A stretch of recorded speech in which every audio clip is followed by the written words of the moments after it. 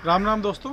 ज़्यादा टाइम नहीं लूँगा, बस एक छोटी सी रिक्वेस्ट करनी है आप सभी से जो भी ये वीडियो देख रहा है, और ख़ासकर जो मेरे दोस्त मेरे से ऑनलाइन जुड़े हुए हैं उनसे मेरी एक बहुत बड़ी विनती है। देखिए भैया, आजकल हो क्या रहा है कि चुनावी माहौल में गली मोहल्ले, सड़कों पे, बसों में, ट्रेनों में, हर जगह राजनीति की चर्चा हो रही है और बहुत ज़रूरी भी है, होनी भी चाहिए। देखिए, मताधिकार हमारी ना बहुत ही एक अनमोल चीज़ है। वोट हमारा बहुत अनमोल होता है।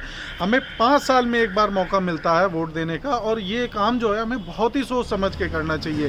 तो ऐसे में अगर हम लोगों के साथ डिस्कस कर रहे हैं और ये समझने की कोशिश कर रहे हैं कि कौन सही और कौन गलत है, हमें किसे सपोर्ट करना है और किसके अगेंस्ट खड़ा रहना है, इसमें कोई बुराई नहीं है। बट प्रॉब्लम ये है कि इन सभी चर्चाओं में कुछ लोग जो हैं वो किसी पॉलिटिकल पार्टी और अपने पॉलिटिकल लीडर को लेके इतना ज़्यादा इमोशनल हो जाते हैं, उनसे इतने ज़्यादा अटैच हो जाते हैं कि वो अपने अच्छे खासे संबंधों को ख़राब करने लग जाते हैं। कई बार इतना आवेश में आ जाते हैं कि पहले बहस शुरू होती है, बहस के बाद में फिर गाली गलौज और हाथापाई तक की मैंने नौबत आते हुए देखी है। तो भैया, आप सभी से रिक्वेस्ट है कि कम से कम वो काम ना करो। अच्छा, मैं क्यों कह रहा हूँ, हुआ ये कि मेरे एक बहुत पुराने दोस्त का मेरे पास फ़ोन आया अभी, और बड़ा अच्छा लगता है जब आपका कोई बहुत पुराना दोस्त बहुत दिनों बाद आपको कॉल करे। आपको फील होता है कि हाँ, आपकी दूसरों की ज़िंदगी में कितनी अहमियत है, कितना लोग आपको याद रखते हैं। मुझे भी खुशी हुई। लेकिन वो जब बात करनी उसने शुरू करी तो ये साफ समझ में आ गया कि भाई, इसका बात करने का मकसद कुछ और है, किसी मकसद से इसने फ़ोन किया है। शुक्र है कि उसने उधार नहीं मांगा। तो जब उसकी बातचीत ऐसी लगी तो मैंने खुद से पूछ दिया कि भाई, और बताओ कैसे याद किया, क्या सेवा की जाए तुम्हारी। तो बोला, कुछ नहीं रोहित भाई, ऐसा थोड़े ना है कि तुम्हें काम से ही फ़ोन करेंगे। बस मैंने सोचा कि बहुत परेशान हो गए आप आजकल, तो हालचाल पूछ लिया जाए।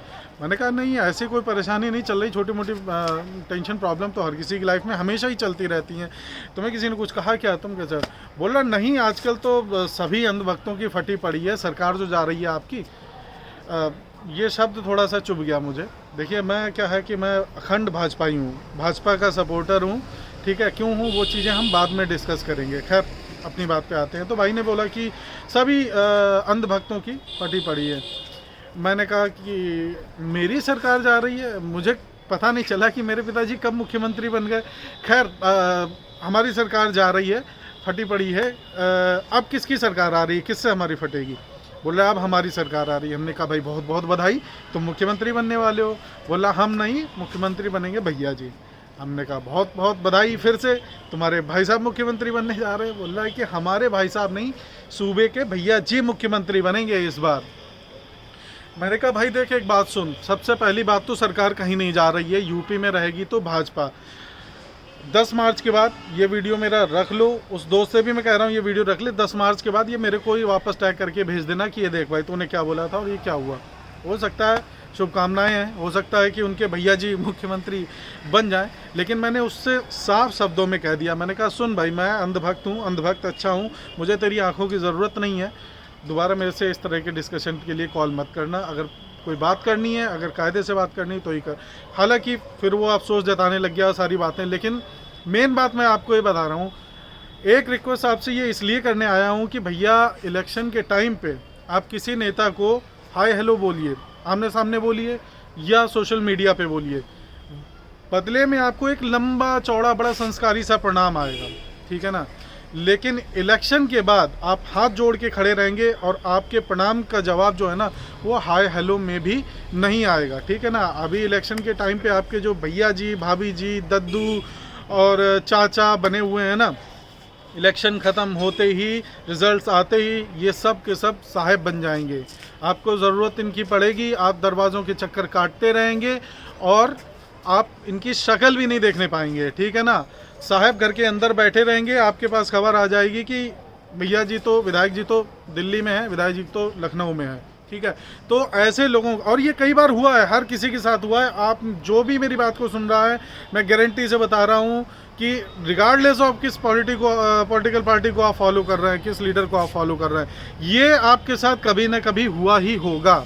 तो ऐसे लोगों के चक्कर में आप आके अपने सगे संबंधों को ख़राब मत करिए। कल आपको कोई प्रॉब्लम होगी, आपको किसी चीज़ की ज़रूरत होगी, तो आपको यही आपके संबंधी, यही आपके दोस्त, आपके समाज के लोग, आपके आस पड़ोसी काम में आएंगे। वो जब आप उनसे हेल्प मांगने जाओगे, आप उनसे नहीं पूछोगे किस पॉलिटिकल पार्टी को आपने सपोर्ट किया था, वोट किसको दिया था, नहीं पूछोगे। उन्हें अगर आपकी हेल्प करनी होगी तो वो आपसे नहीं पूछेंगे क्यों भाई इलेक्शन में वोट किसे दिया था तुमने। उन्हें जो आपके अपने हैं वही आपकी मदद करेंगे, ठीक है।